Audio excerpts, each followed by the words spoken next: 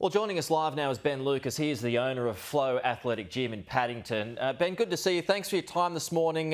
Just before we get to new figures that may well be coming your way, how's your business doing at the moment? Yeah, it's really suffering. We've had to shut down. We've been moved outdoors, and then we moved outdoors. The groups got shut down. So, yeah, we're probably down 60%. We were still recovering from the first lockdown, and then this second lot has made it even harder for us. Just a bad time to be not just a business owner in Sydney, but a gym owner, which has suffered some of the strongest restrictions. Yeah, so I've got a lot of my friends are in gyms and hospitality, and they're two of the most worst affected areas. Yeah.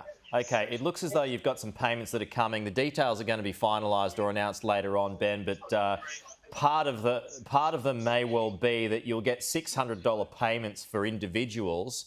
So that's a bit of an increase, but the proviso being that you've got to keep those staff members on your payroll, basically. What do you make of that? How does that sound to you?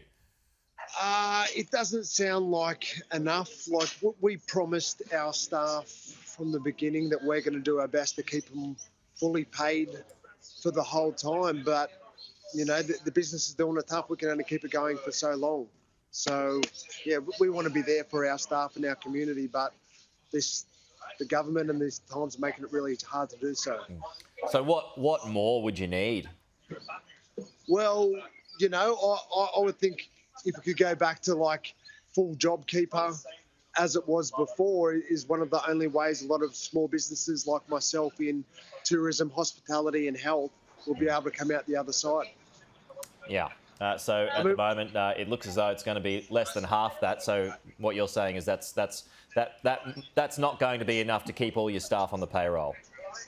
That's definitely not going to be enough. And, you know, considering this will probably go on longer than any of us would like it, yeah, we might have to take tough action and not, you know, we're going to try to keep our staff fully employed, but all of my people, they've got families, they've got rent, they've got mortgages, they've got food they've got to pay as well. You know, so I want to be there for them, but I want the government to be there for me. How much time do you think you've got, Ben?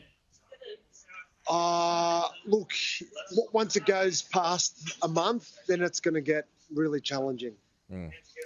What are some of the ways that you've had to keep your business going? I mean, obviously you're not allowed inside at the moment. You mentioned at the start that you've got to take your groups outside now, but you know, now that group has been dropped to 2.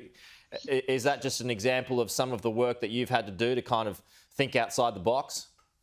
Yeah, so when we got out of our facility 2 weeks ago, we moved to 150 outdoor group classes. Then the group classes got shut down and we moved to outdoor one-on-one training. We've got our online platform that we've got out to our clients called Flow TV. We're doing classes on Zoom, classes on Facebook. We're just doing whatever we can to keep my staff employed and keep my community that I really care about, their mental and physical health right now. They need us to be there for them, and we want to be there for them. Well, that's a good point that you make there on mental health too, because there's going to be mental health initiatives that are going to be announced as well as part of this package. And I had Beyond Blue on my program a bit earlier that said when it comes to financial aspects of the pandemic, they often lead to mental health issues. They kind of go hand in hand. Is that something that you'd agree with? Definitely. You see a deterioration in people's mental health in these challenging times because they can't spend time with friends, they can't exercise, they're not socialising. That's one of the first things to be challenged is the mental health. And is that the same for a business owner such as yourself? Look, Peter, I'm trying to stay positive. I've got 30 staff. I've got a beautiful family that I'm trying to be there for. But, yeah, it's really hard, mate. Really hard. Okay. Well, Ben, I know you're trying to be as busy as you can, so I'll leave you to it. But thanks for your time this morning, and I hope you may be able to.